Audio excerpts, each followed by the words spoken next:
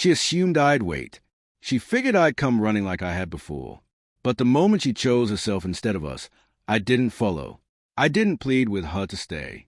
I didn't ask for an explanation. I simply gave a quiet nod and walked away with exactly what I came with. No farewell, no final words, just silence. Because when someone begins to treat your presence like it's optional, the most powerful thing you can give them is your absence. If you ever walked away in silence while every part of you wanted to scream, if you ever let go, not because you stopped loving them, but because you finally chose to love yourself more, tap that like button. And if this story sounds anything like yours, know this, you're not the only one. Drop a comment. My name's Logan. 4 or 5 years, I was in love with a woman named Kate. We weren't some fairy tale romance, but what we had was genuine. Weeknight take-hate, inside jokes, music playing while we danced in the kitchen. The kind of love that wraps around you like a favorite hoodie, not flashy, but familiar and warm. We had plans. A small spring wedding. A fixer-upper just outside the city. We even named the dog we hadn't adopted yet, Milo. But sometimes what feels like comfort to one person can feel like a cage to another, especially those drawn to chaos. It started with her taking on more freelance work. Then came the networking events, then full weekends away for projects. I trusted her until trusting her no longer made sense. She began to drift. The calls got shorter. The late-night text came with her phone flipped face down. That gut instinct, the one you always hope is wrong, started speaking up. One night, I asked, just the two of us. No yelling, no blaming, just honesty. Is there someone else? She stared at me for what felt like forever before finally saying, I don't know what I feel anymore. I just know I need space. I didn't fall apart. I didn't shout or throw things. I stood, picked up my jacket, and left without a single glance backward. I didn't pack a bag.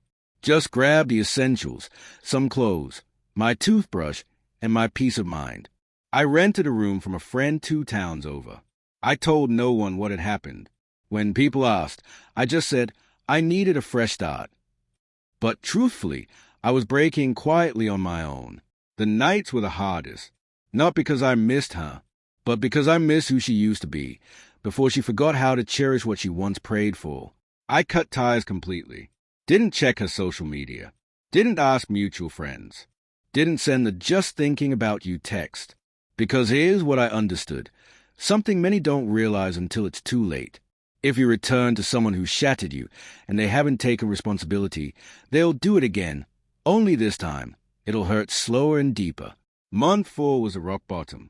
I wasn't eating, barely sleeping, just working, hitting the gym, and pretending everything was fine. But then something changed. By month 6, I was sleeping without her name haunting my dreams. I was laughing again, real laughs, not the forced kind. I started becoming the kind of person who didn't need her to feel whole. By month 10, I had moved into my own place. It was small, quiet, but it was mine. I painted the walls myself, put up shelves with my own hands, even adopted a dog, not Milo, but close enough.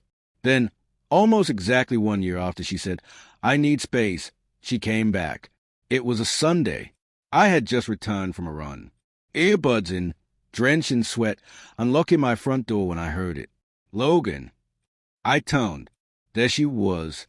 Same face, but different somehow, tired, tearful, wearing the hoodie I left behind, holding something.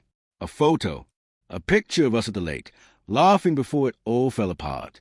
I didn't say a word, just stood there, steady. She stepped closer, her voice trembling. I didn't know where else to go. I didn't invite her in.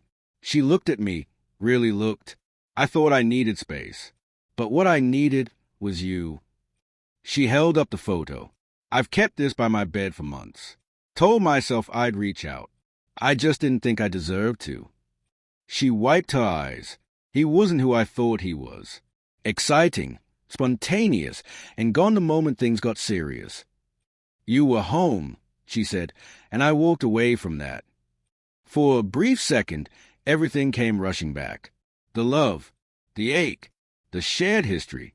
But I had spent a full year piecing myself back together, quietly, fully, and I wasn't about to let her unravel me again. She reached out to touch my arm. "Step back," I said. "You left, and I let you. I didn't walk away because I stopped loving you. I walked away because you already had." She broke down, crying harder. I know I messed up. I just needed to tell you I'm sorry. You were right to leave. I just never stopped wishing you'd come back." I looked into her eyes and said, "I didn't come back because I finally love myself more than I love the idea of us." She nodded, lips quivering. "You were home," she whispered, "and now I don't have one." "Maybe one day," I replied, "you'll build a new one and treat it better than you treated me." She stood there a moment, then turned and walked away. No goodbye, just like I had done a year earlier. I stepped inside, closed the door, and sat down with my dog curled at my feet. My chest ached, but not from heartbreak, from finally letting go of everything I'd held in for far too long. Sometimes walking away isn't giving up. It's the purest form of self-respect. And when they finally come back, you'll realize you never actually needed them to. You just needed yourself. If this story struck a chord, hit like, leave a comment, and always remember, you are worth staying for.